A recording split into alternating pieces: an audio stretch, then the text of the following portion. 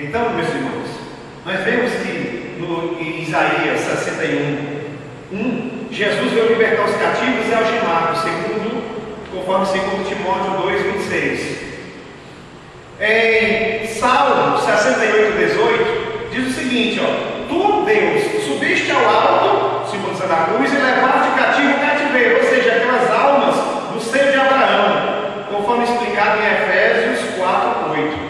É por isso, irmãos, que lá em Mateus 27, 52 em diante diz: olha, e abriram os sepulcros, e muitos corpos dos santos que dormiam foram ressuscitados, e saindo dos sepulcros, depois da ressurreição, entraram na cidade santa e apareceram a muitos. Em Salmo 68,18 diz que Jesus libertou os cativos do cativeiro inferior. E depois do Salmo 24, 7 a 10, diz que Jesus entra triunfante nos céus, diante dos anjos. Tem até o hino que diz: abri, ó portas, os portais eternos, para que entre o Rei da Glória. Quem é o Rei da Glória? É o Senhor.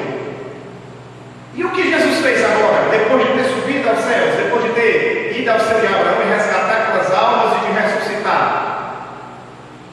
A Bíblia diz que ele está assentado à direita de Deus. Eu quero deixar esses versículos para você procurar na Bíblia. Anote aí: Efésios 2,6, Colossenses 3,1, Hebreus 1,3, Hebreus 1,13, Hebreus 8,1, Hebreus 10,12, Hebreus 12,2 e Apocalipse 3,21. Inclusive, nós vimos aqui em Hebreus, quando ele diz o seguinte,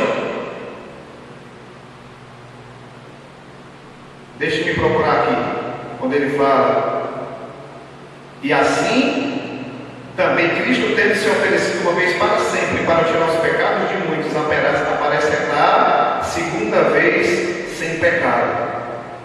A Bíblia fala, inclusive em Hebreus capítulo 10, versículo 12, que ele diz: olha, que Jesus, tendo oferecido para sempre o único sacrifício pelos pecados, assentou-se à destra de Deus.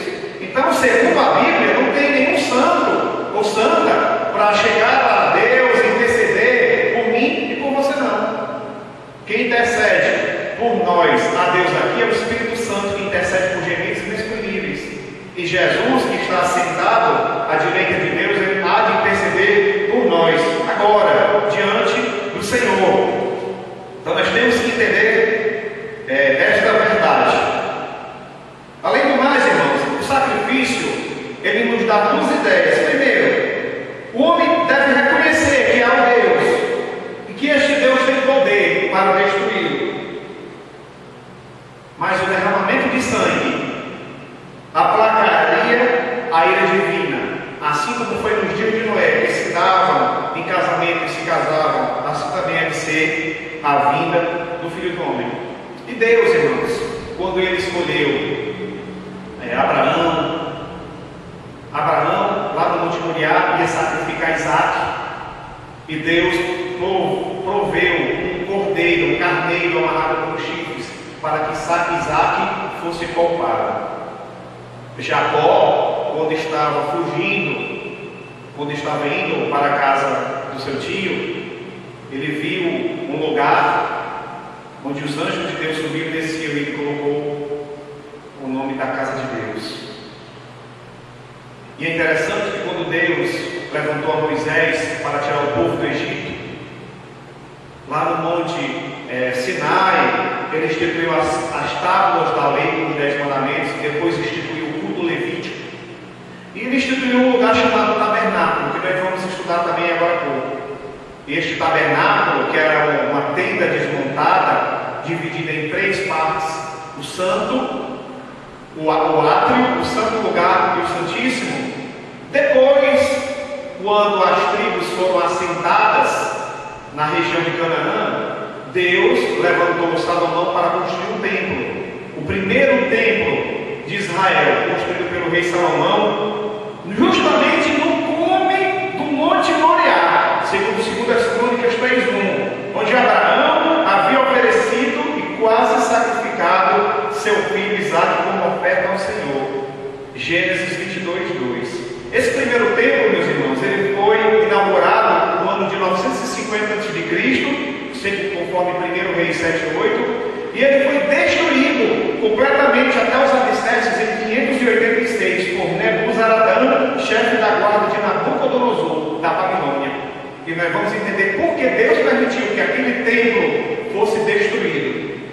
Depois do primeiro templo, foi construído o segundo templo por Zerubabel, descendente de Davi e neto do ímpio rei Jeconias, ou Jeoaquim, de Judá, no ano de 525 a.C., por ordem de Ciro, rei da Pérsia. Foi edificado, segundo Esdras, capítulo 1, 2 e 4, foi edificado lá no local onde havia o templo de Salomão, Esdras 2:68, e o edifício ficou pronto em 516 a.C. e foi consagrado ao Senhor, Esdras 6:15.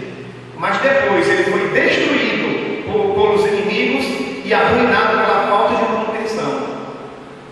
Depois desse templo, segundo de Zorobabel, veja que nós já temos o tabernáculo no deserto, que foi substituído pelo templo de Salomão, que foi destruído pela Babilônia. Depois temos o segundo templo, que foi construído, destruído.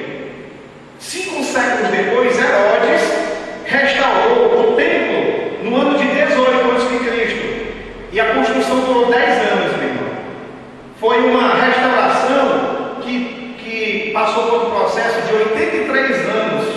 Mais tarde, no ano de 65, o prédio foi restaurado e foi esse templo existente quando Jesus esteve na terra, segundo Marcos 13:1 e Lucas 21:5, onde os discípulos disseram: mestre, olha que grandes templos, que grandes construções. Ele disse: não ficará pedra sobre pedra.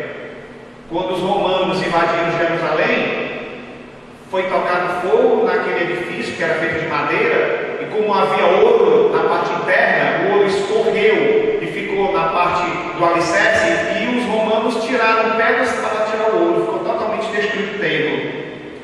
E hoje, esse Monte Moriá, que é onde Abraão ia oferecer Isaac, é justamente esse domo da rocha, lá em Israel, aonde há 2 mesquitas, e tem uma que tem a cúpula de ouro. Esse aí, nós já temos notícia de que há preparação para se construir o terceiro templo, que esse templo, a Bíblia diz que ele vai ser construído antes do meio do período de 7 anos da grande tribulação, conforme 2 Tessalonicenses 2:3-4, Apocalipse 11:1-2. Esse templo, ele não será um templo que agradará ao Senhor, porque quando chegar a metade dos 3 anos e meio, vai surgir um líder mundial chamado Anticristo, que vai cessar a oferta e vai apostatar, colocando o seu nome e a sua adoração. Esse terceiro templo não é o templo do milênio, que já seria o 4º modelo, que será erguido no fim da tribulação. Então vai haver um templo do milênio construído por Cristo, que será a sede do governo mundial. Veja que nós temos o tabernáculo, que foi substituído pelo templo de Salomão, que depois foi substituído pelo templo de Zorobabel, que depois foi substituído pelo templo de Herodes, que agora o templo